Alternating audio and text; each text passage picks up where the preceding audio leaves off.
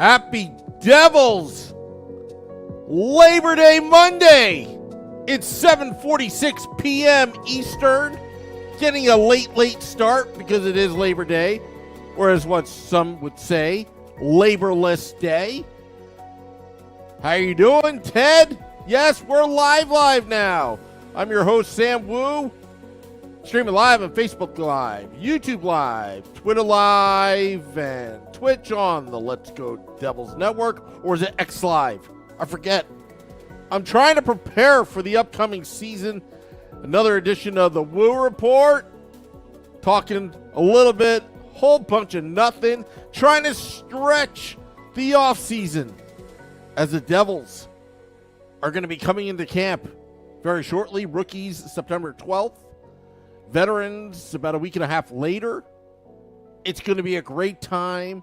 It's going to be an amazing time. Michael says on this date in 1991, the captain was awarded to our Devils as compensation for Shanahan.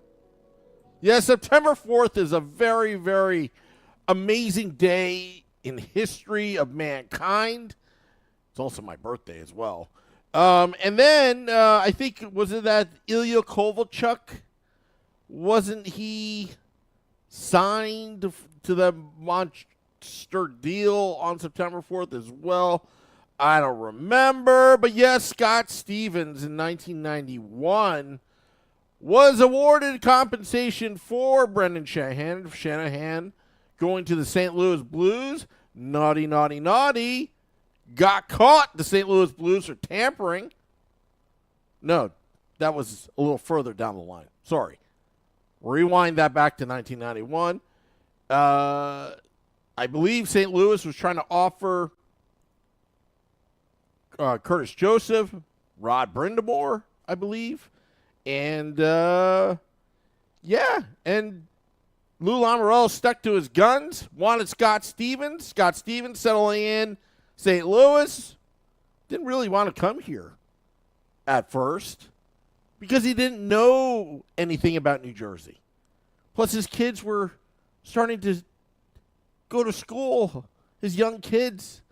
But once Scott Stevens got into New Jersey, and then I think around 1994, around that time, 95, then naughty, the St. Louis Blues tampering. Eventually, the Devils getting compensation, which turned out to be switching first-round picks in 2003, which turned out to be Zach Parise. Not a bad deal, the gift that kept on giving up until Parise left in 2012. But that's okay. It was September 3rd, Sam. Okay, Michael. Well, anyway, I go by what you folks say. Same difference. September 3rd, September 4th. It doesn't matter. I don't know. I should do my research before I do these podcasts. But the Let's Go Devils podcast continues. Remember, September 17th is the debut of Season 7 of the Let's Go Devils podcast. Stated fan address presented by pucksandpitchforks.com. Nick Villano and I still marching through all these Wednesdays. I'll have to talk to Nick about these scheduling conflicts that we're having with all these games being on a Wednesday. Michael says Wikipedia is never wrong. The internet is never wrong. Unless I tell you so. All right? Got it. Having some people chiming in. Also, let's see here. Looking on the X Live. Is it called the X Live or Twitter Live? I don't know. Also, Hockey on Tap is going to be back. Our sister station or sister show. Billy Dean, Lil Steve, Schwim, and Shorts Guy. They're talking about it right now. We'll have more information as it comes. Also, in other news, all those that know me as big Penn State supporter. Penn State beating West Virginia like the old days. The rivalry continues, right? Hadn't played West Virginia since 1992. Penn State back to their old ways, beating them with the first-string quarterback and second-string quarterback. West Virginia taking exception to that. I'll ask Nick Villano of pucksandpitchforks.com what his thoughts were on that. And you know what? It's college football. You run up the score. That's what I say. Michael says we are, and I say Penn State. Also, things are going pretty well here on the Let's Go Devils podcast. The Mets and Yankees are winding their season down. Mets fans are wondering, will the Mets re-sign, and sign extension of Pete Alonso? Somebody dropped the rumor that he was about to be traded to the Milwaukee Brewers, which really doesn't make sense to me, considering that Uncle Steve Cohen, he's eyeing a Brewers executive, waiting for his contract to end, so he's not accused of tampering. Why would he offer Pete Alonso to the other side? It doesn't make sense. The Yankees bringing their young kids up, Austin Wells, amongst others, should have done that in mid-July. Could be a different situation. You knew that these veterans, these over-the-hill veterans, were not going to get it done for you. You should have put some of your minor leaguers up early. What did you have to lose? But that's a little bit of baseball talk. Michael says Mets not signing Pete is like the Devils not signing Jack. Yeah. I mean, look, Pete Alonso, I don't know where these rumors came about that he is toxic in the locker room. It's coming from New York sports radio talk and the media. You don't believe what you read. Okay? There is no way that somebody would know. And also, things that go on, these stories, it's always a source of a source of a source. In the court of law, that's called hearsay, hearsay, hearsay. But it's always reported. So always be careful what you listen and see within the media.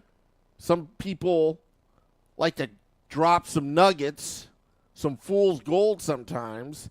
But I think that Pete Alonso would get re-signed by the New York Mets. Now, what's kind of troubling here for Steve Cohen is that he's given out big fat contracts to Lindor, Jeff McNeil, Brandon Nimmo, amongst others. And Pete's like, where's my money? There's no salary cap in baseball other than a luxury tax, which Uncle Steven can pay. But in hockey, there is a salary cap. It's a hard cap. You got to fit them under. And you have to rely on your scouting, and you have to rely on true trades if your team is good, like the New Jersey Devils, if you're going to build a dynasty. Thank you, oh my goodness, saying happy birthday to me. Oh my goodness, good friend of the podcast. Lots of great things happening this upcoming season. And Tom says, come on, it's football, hockey season. I'll tell you, the football season is going to be great. Great in the tri-state area. I mean, you look at what the Jets have done. I'm still kind of like, oh, same old Jets. Okay, looks good, sounds great, not going to go anywhere. They could be 12-2 for all I care. Something's going to happen. Always seems to happen. Daniel Jones restructuring his contract, being the team player that he is, converting his base salary into a signing bonus. could help the New York Football Giants taking place opening night against the Cowboys September 10th at MetLife Stadium. Now, shouldn't MetLife Stadium be out in Flushing? I don't know. What do I know? Oh, my goodness. Looking forward to all the great things happening this fall: hockey, football, the podcast, and road trips. Me too, all the above. I mean, I can't keep up with this. I really can't. Because I got Penn State football. I got my New York Football Giants. I got the New York Jets to boo. I know there's a lot of Jets fans that are Devils fans. Don't be offended by my comments. But look, back in the 80s, there was Joe Walton as the coach. The Klecko days, the Marty Lyon days, the Mark Gastineau days, all that kind of stuff. But they always seem to fail. And then I look at Giant Stadium, Jets playing in Giant Stadium as a little kid. Guy named Lawrence Taylor, Pepper Johnson, Carl Banks, Gary Reasons are the reasons, pun intended, why I'm a big New York Football Giants fan. Tom saying, the big stage October 12th at AW. You betcha. The welcome back party. Of course, the welcome back party. The fun is going to happen again. Lots of things to talk about. Felix, hello, Felix. Checking the Facebook Live. Seeing it's probably Michael Hayes probably there. Let's see here on the Facebook Live. Facebook app doesn't work half the times when I try to talk and look at the chat. See, the chat's not even bad. Andrew Bunin. Happy birthday to the hardest working devil. I am not the hardest working devil, Andrew, but thank you very much. Stacy White says happy birthday. Thank you. It's been a great day. Mrs. Wu and I have had a stupendous day. This, being born on Labor Day. I was born on Labor Day. For real. My dad still does. He reminded me a couple weeks ago on my vacation that, hey, back in those days, you used to get a free day off if your kid's born. And, of course, you had to be born on Labor Day, so I didn't get that freebie.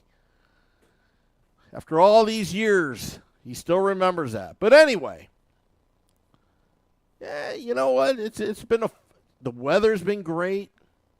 You can feel it if you've tried the Jersey fresh corn. It goes down well. I cooked up some London broil this weekend. I had some cake. Just the calm before the storm, before we start doing these podcasts. And I'll tell you, looking at my schedule, it's like, how do I combine my work-life schedule with my moonlighting schedule as a New Jersey Devils fan podcaster? Thank you, ANJ Devil 2. I should get greedy and be like, hey, send me some super chats if you really mean it. Just kidding around. Just jokes. But yeah, there are a lot of games. Some back-to-back. The time schedule changes. Opening day going from 7 p.m. to 7:30 p.m. Eastern. And then, and then you play Arizona the next day. And I have a feeling the Devils are going to be selling out. You better get your tickets now versus later, because I believe they're going to be selling out. Little Birdie told me that ticket sales are strong. Devils fans have put the Devils put the fear in them during the playoffs, where trying to get tickets at a good price was kind of hard to get. Happy birthday, Dr. Wu. Dr. Wu? You're talking about Dr. Wu in Days of Our Lives? That Dr. Wu? You got the reference. Sweet. Not sure what you guys are talking about in the YouTube live, but that's okay. That's okay. It's all right. It's all right. But yeah, you know, I think good things are going to happen. Tom says, my ticket rep said the same thing, and I'm in Section 5 and almost nothing there. I'm just wondering if the mafia or whoever is buying up these seats and gouging us. I don't know, but seems like the interests of your New Jersey Devils are there. And you better get your tickets now.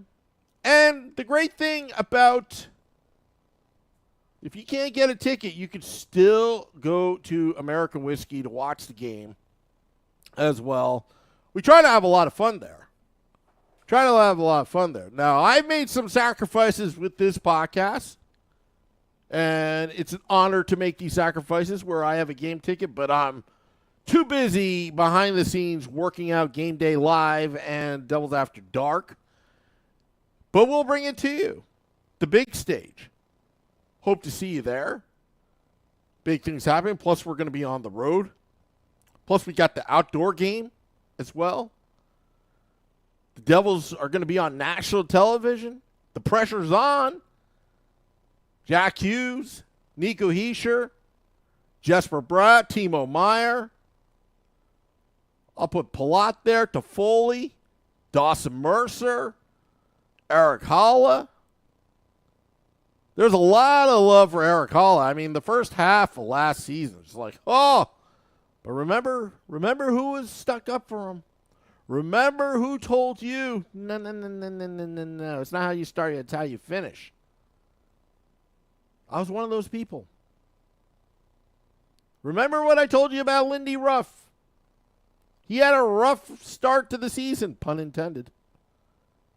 But he got you there. He got you in the playoffs. He got to beat the Rangers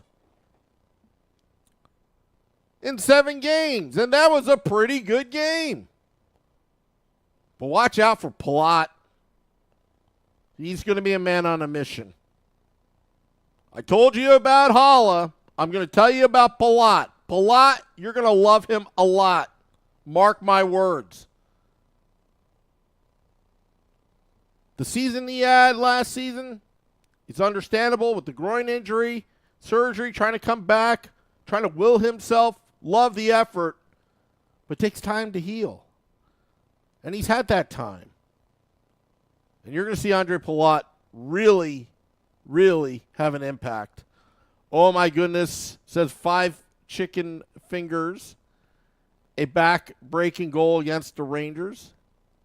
A Canes suck bracelet, and Holla is ready to put his name on the rest stop on the Garden State Parkway.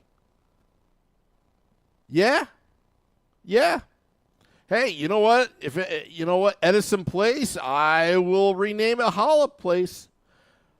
But I will do a podcast. I'll start blogging again if you like my writing on Hockey Buzz and on pucksandpitchforks.com. But you're going to hear it first, and I'm going to go in more detail a little bit later. The key player to all of this, who's going to rise above your expectations, he's going to be the most underrated player, but he's also going to be the one that makes everything go. His name, John Marino. John Marino is the key to this season, the 2023-24 season. I will get into more of that later because it is up to John Marino to hold the fort on the defense because he's probably going to be paired up with Luke Hughes. Simon Nemec, another year in Utica wouldn't hurt. But Luke Hughes, the development of Luke Hughes, John Marino is going to protect him. Because let Luke Hughes be Luke. John Marino will be back there in case the puck's going the other way. And I would expect John Marino, you remember, bloodied up face, taking a puck to the face, the call of duty, the team asking John, do you have enough to go out there and kill off this penalty against the Carolina Hurricanes? And John says, just hold this gauze. I'm going out there. Bloodied up John Marino. I love hockey players. We're talking about playoffs.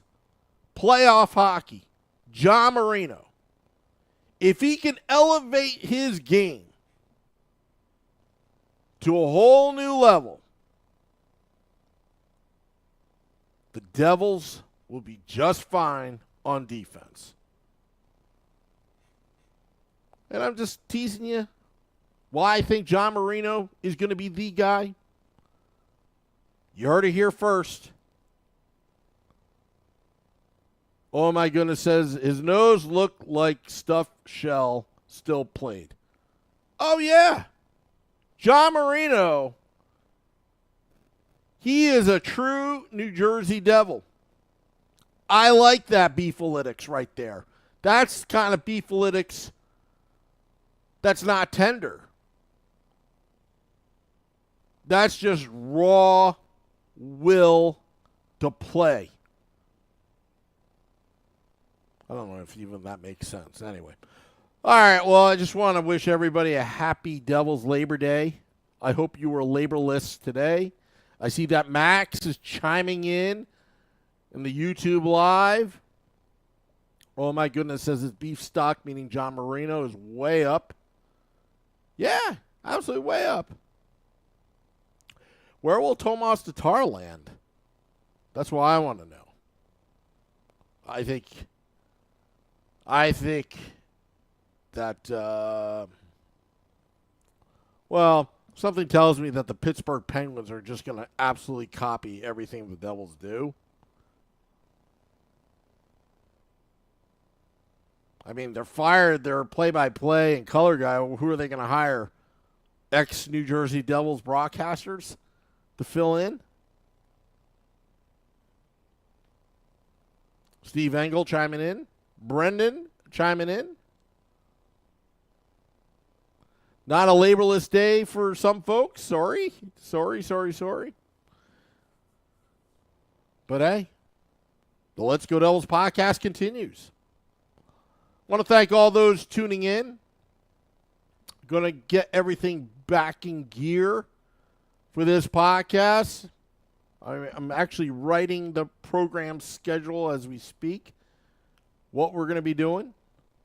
Max says Windows won't sell themselves. Look, if you're in the Boston area, you need window, go to Max. Go to Max. I'm not talking about Microsoft Windows. I'm talking about like real windows, like put them up, put them down, or take the little handle. Anyway. Yeah. Buy Windows from Max. He's the only guy I'd buy Windows from.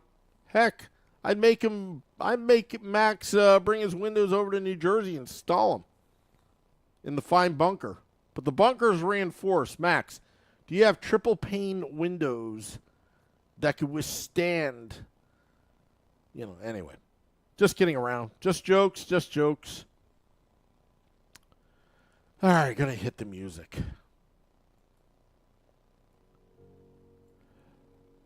I'm actually building the Morning Woo studio. Yeah, I have to work on my background. It's always the same. I'm going to do something about that. Steel triple pane with noise dampening and impact resistant. Wow. Buy those windows from Max. Also buy your Toyotas from David Decker, Route 46, Ledgewood, New Jersey, Town Toyota, David Decker. And also join us on American Whiskey on October 12th on the big stage.